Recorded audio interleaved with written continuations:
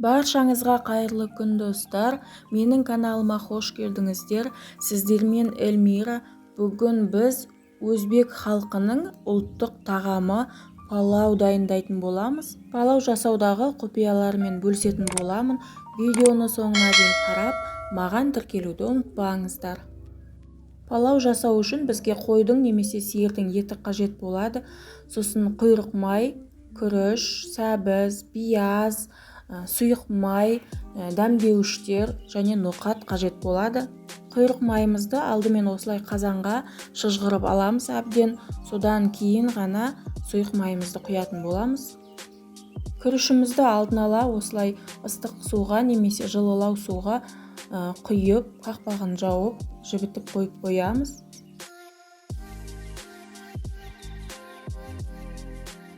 Менде тұздалмаған құйрық май болатын. Құйрық майымыз әбден шыжғырып, өз майы шықты. Енді сұйық майды құямыз. Содан соң етімізді біртіндеп салатын боламыз. Етімізді салғаннан кейін бірден араластыруды ұмытпаңыз, себебі асты жабысып қалуы мүмкін. Суы тартылып, әбден қызарғанша қуырамыз. Оған дейін сәбізімізді палауға арнап ұзынша етіп турайтын боламыз. Сәбізімізді теркадан өткізіп, немесе қатты жіңішке етіп, жұқа етіп турап қажет емес, өйткені езіліп кетуі мүмкін. Осындай видеода көрсеткендей жуандықта ұзынша етіп турап алыңыз. Құрамына қажет заттарды толығымен описанияға жазып кететін боламын. Және де қандай да бір сұрақтарыңыз болса, комментарияға жазуды ұмытпаңыздар, міндетті түрде жауап беретін боламын.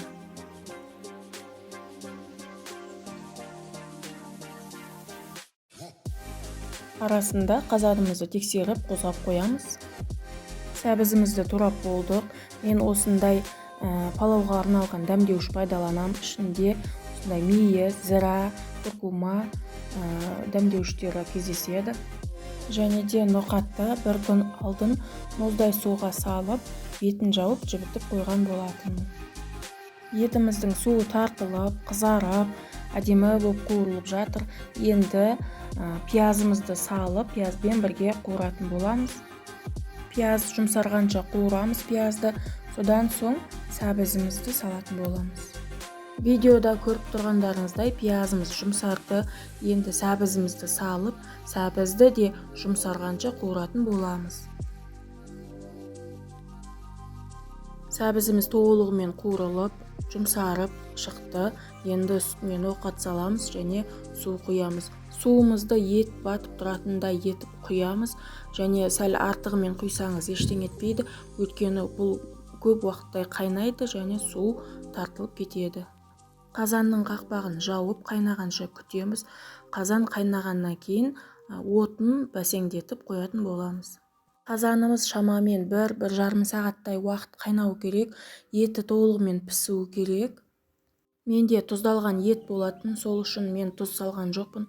Және де қанша тұз салатынын нақты айта алмаймын сіздерге. Өздеріңіз дәмін көре отырып, тұзын саласыздар. Менің қазаным шамамен 1,5 сағаттай қайнады. Енді дәмдеуіштерін салып, күрішімізді салатын боламыз. Күрішті мен жылы суға жібітіп қойған болатынмын. Енді оны алып, тек қана жылы суға жуу керек, тап-таза аппақ болғанға дейін. Видеода көргендеріңіздей күрішті осылай қасықпен бір тегіс етіп төсеп қоямыз, және де шамалы суы бетіне шығып тұру керек.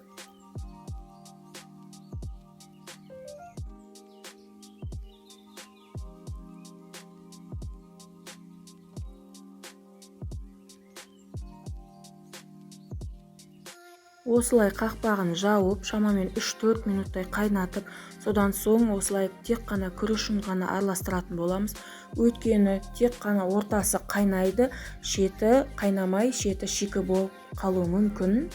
Ал ортасы езіліп кетуі мүмкін. Сол үшін осылай күрішін ғана араластырып аламыз да, қақпағын жауып, шамамен 10 минут баяу отта пісіретін боламыз. Шамамен 10 минуттай уақытымыз өтті. Енді осылай қақпағын ашып, осындай бізде палау шықты. Барлығын етімен қоса араластырып аламыз. Және де қақпағын жауып, тағы да бір 10 минутқа астын өшіріп қойып қоямыз. Қазіргі уақытта күріштің түрі өте көп және де олардың қалай су ішетініне байланысты. Бір күріштер көп су ішеді, кейбіреулер аз мөлшерде су ішеді. Сол үшін қолданып жүрген күріштеріңізге байланысты судың мөлшерін реттеп құюды ұмытпаңыздар. Және де сіздерге ноқат және мейіз ұнамайтын болса, оны салмай-ақ қоюыңызға болады. Өзіңіздің қалаған дәмдеуіштеріңізді пайдалана беріңіздер. Бізде осындай әдемі түсте палау шықты. Көріп тұрғандарыңызда ешқандай езілген жоқ. Менің нұсқаулығыммен осындай палау жасап көруге кеңес беремін. Және де осындай Ташкент шайымен ішуге ұсынамын. YouTube'да қазақша каналдың ары-қарай дамуына, өсуіне өз үлестеріңізді осы каналға тіркеле отырып, өз лайктарыңызды, комментарияларыңызды қалдыра отырып, басқа да адамдардың көруіне себепші бола аласыздар. Видеоны соңына дейін қарағандарыңызға рахмет. Қош сау болыңыздар.